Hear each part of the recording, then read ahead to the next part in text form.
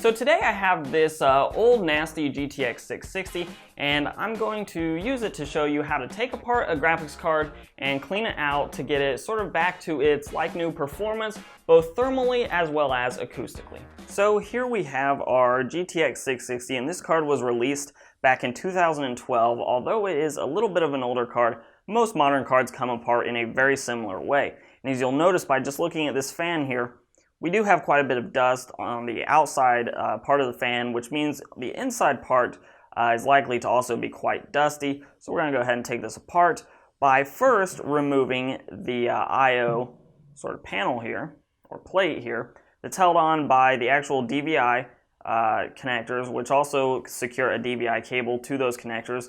You'll need to remove all four of those as well. On this particular card, there is a screw on the bottom of the card as well, and a lot of graphics cards do have that screw in some form or another, so we're going to go ahead and take those off.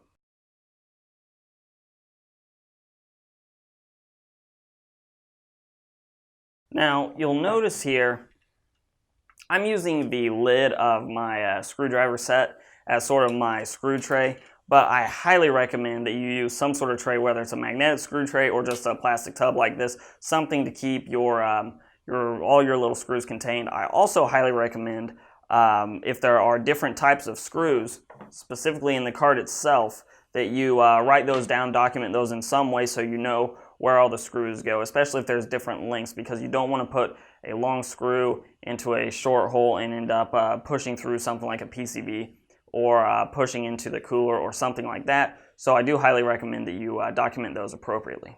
Now with this particular graphics card, I believe I'll need to take off all of the screws before the cooler will actually come loose. However, on some of the newer cards, you may only have to remove the four GPU screws. So that's a little bit card dependent, but on this card, I believe it doesn't matter. I believe I have to take out all of them. So that's what I'm going to go ahead and do.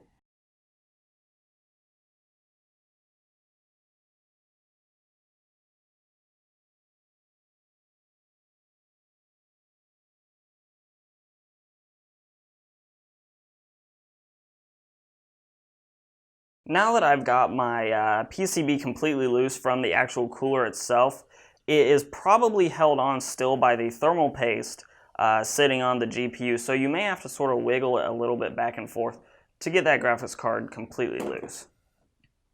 Now, the other thing you want to be careful of is there will be some sort of fan connector on the cooler, which you'll want to very carefully remove so that you don't damage your graphics card or the cooler's connector. Now, the way these usually work is you can sometimes get your fingernail under the connector. However, I recommend, whether it be some sort of screwdriver or a spudge or something else, to pry that connector out without actually pulling on the physical connector on the PCB or on the somewhat fragile cables that are attached to the fan connector itself.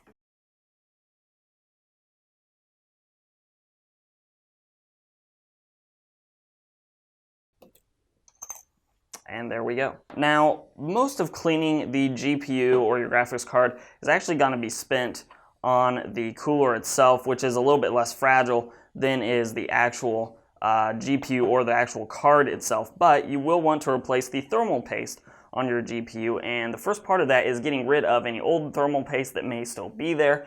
I recommend if you have like alcohol wipes, those work great. If you don't, just some paper towel with some isopropyl alcohol will also do the job. Just do your best to remove as much of that thermal paste as you can. Sometimes in those crevices sort of on the side of the die itself are kind of hard to get to. I wouldn't worry too much about that. Mostly you're worried about the top of the die itself.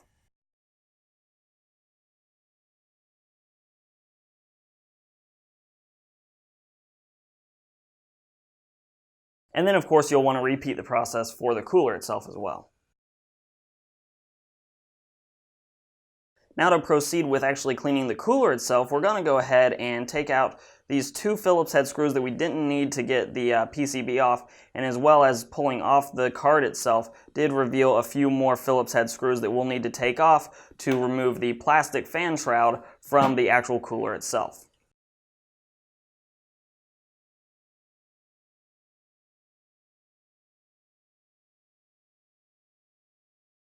Now, in a perfect world, you would replace the thermal pads. However, I don't have thermal pads laying around right now, so I'm not going to do that.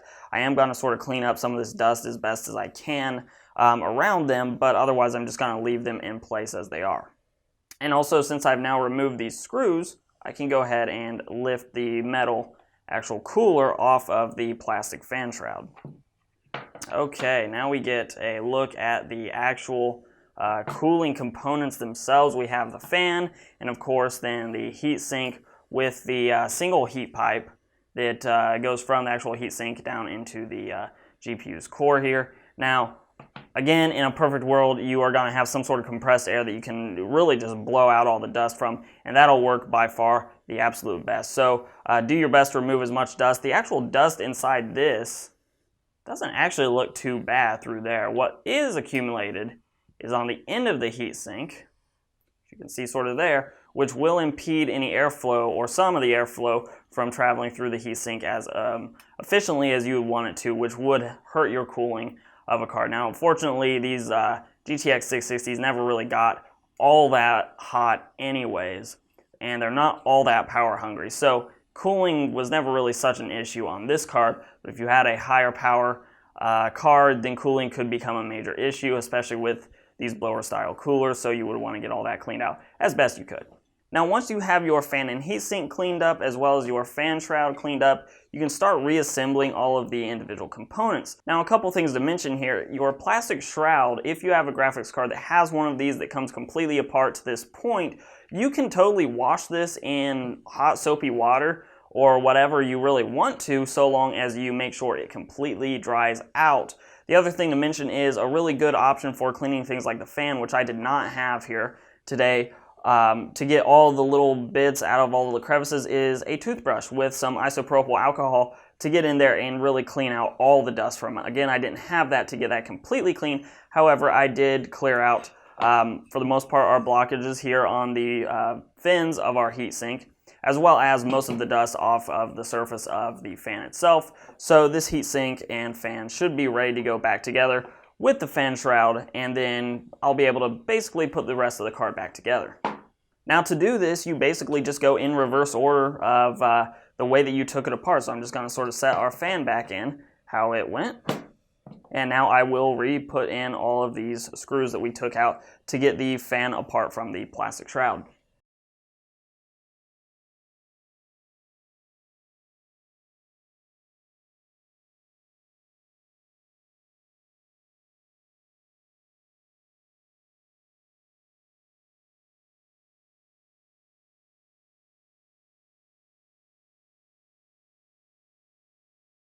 Now, the last major thing that you need to do before your card is completely back reassembled is add thermal compound back to your GPU. Now, you do want to make sure you use non-conductive, at least non-electrically conductive thermal paste of some sort. I am using CryoRig CP7.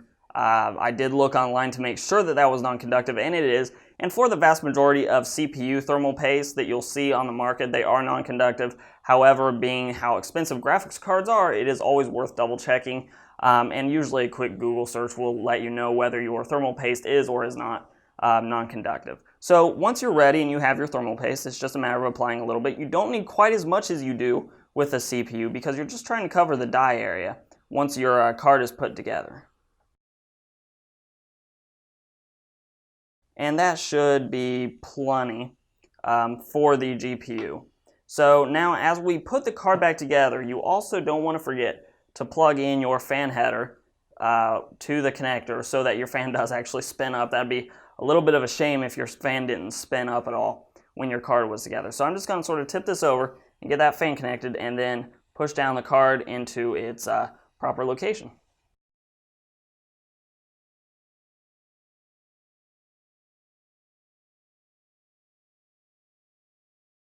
Now for putting your screws back in, you're going to want to start with the GPU screws, and that is to tighten down the GPU area so your thermal paste does spread out evenly. And like most things computer related, you're going to go with alternating corners to get the best fit possible.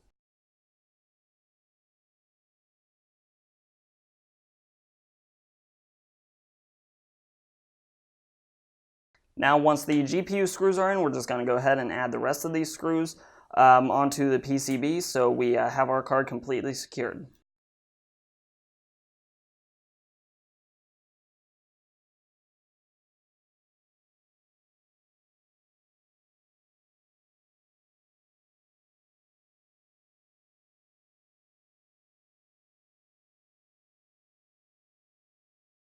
And with this last little screw in place, we have completely taken apart our graphics card and cleaned it out and completely back reassembled it then to completely working order, and it should be quieter and running cooler than it was beforehand, especially if there was quite a bit of dust buildup in the system. So again, this procedure that I used for this graphics card is sort of unique to a GTX 660. However, almost all graphics cards come apart in a very similar way, probably not identically. Now this one had a few benefits that not all cards will see. First of all the screws that went into the GPU as well as into the PCB itself were all the exact same type, and then once the PCB was off, all of the screws that connected the heatsink and fan to the fan shroud were also identical to themselves. So there was only really two types of screws in this procedure. That being said, I would be remiss if I didn't mention that you should only take your graphics card apart if you are somewhat confident in the procedure that you're going by, and I would look up graphics card specific teardowns if you can find them to help yourself along the way, especially if it's your first time taking apart a GPU, because if you mess something up, graphics cards are not cheap. So if you found this little tutorial a little bit helpful, give me a like, share, subscribe, comment down below. Those things are all super helpful to the channel. You can follow me on Instagram and on Twitter at Hoosier Hardware. They are the same tag for your convenience. And as always, we'll let YouTube queue up a couple more videos from my channel for you to watch. I'm Shane with Hoosier Hardware, and I'll see you guys in the next video.